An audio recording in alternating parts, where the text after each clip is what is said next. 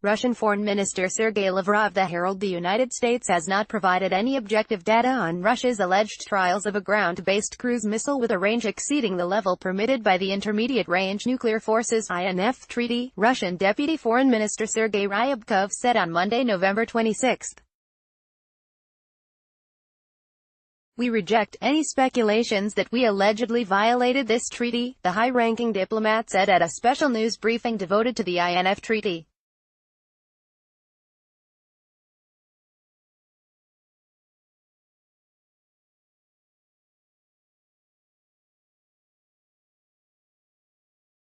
The Americans have failed to provide such data up to now. U.S. President Donald Trump said on October 20 that his country would quit the INF Treaty because Russia was allegedly in breach of that agreement. Russian Deputy Foreign Minister Ryabkov described this as a dangerous move. Washington was also criticized in Berlin and Beijing. Recent decision to withdraw from the INF Treaty has triggered worries that it may cause a new round of arms race between Washington and Moscow. European countries, situated between the Atlantic and Russia, have the most vested interests in the treaty, the most significant achievement of arms control in the Cold War era. The German government issued a statement saying that it will do its utmost to preserve the treaty. German Foreign Minister Heiko Maas told media that, as the treaty concerns the vital interests of Europe, Germany will fight for it with all diplomatic approaches, including influencing Russia and putting the issue on top of NATO's agenda. France, another major country in the European Union and a member of the nuclear club, responded with a warning by its foreign ministry that hasty and unilateral decision on the INF Treaty would be regrettable. French President Emmanuel Macron told Trump about the importance of the treaty, especially in regard to European security.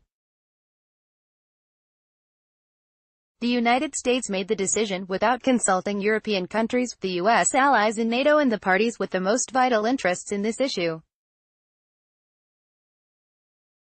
If Trump is thinking to deploy missiles in Europe, this initiative will cause big problems with NATO, while, on the other hand, if the U.S. gives a free hand to Russia to develop mid-range missiles because the treaty is over, Europe, like in the 1980s, could face serious challenges, said Stefano Silvestri, former Italian Undersecretary of State for Defense. In the meantime, London came out in support of the United States and NATO placed the responsibility for Trump's decision on Russia, because in its opinion Moscow had apparently violated the treaty. Washington's pullout from the Intermediate-Range Nuclear Forces (INF) Treaty would be an ill-considered step, and Russia is interested in keeping this document in force, Russian Foreign Minister Sergei Lavrov said after talks with his Portuguese counterpart Augusto Santos Silva last week. "We have stated on many occasions our position on U.S. actions related to the Intermediate-Range Nuclear Forces Treaty, and we believe that this would be quite an ill-considered step. The treaty had been recognized for many decades as a cornerstone of international, regional and global security and stability, and the Russian Federation is interested in keeping this document in force," Russia's top diplomat stressed. "When we heard about the U.S. intention to quit the treaty, when we got the confirmation from representatives of the U.S. administration in Washington that the intention was actually final, we tried to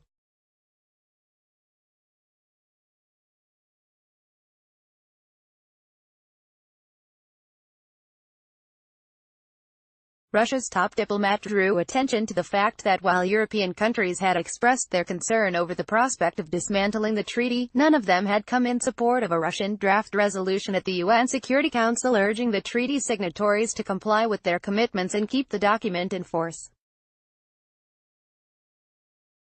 Unfortunately, our partners fell short of their unity to speak at the UN in favor of keeping this most important document in force," Lavrov said. The INF Treaty was signed on December 8, 1987 and took effect on June 1, 1988.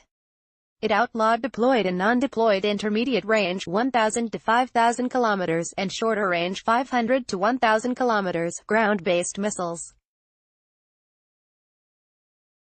In recent years, Washington has repeatedly alleged Russia was in breach of the agreement. Moscow emphatically dismissed the charges and countered them with its own claims over the United States non-compliance. Russian embassy in Harare.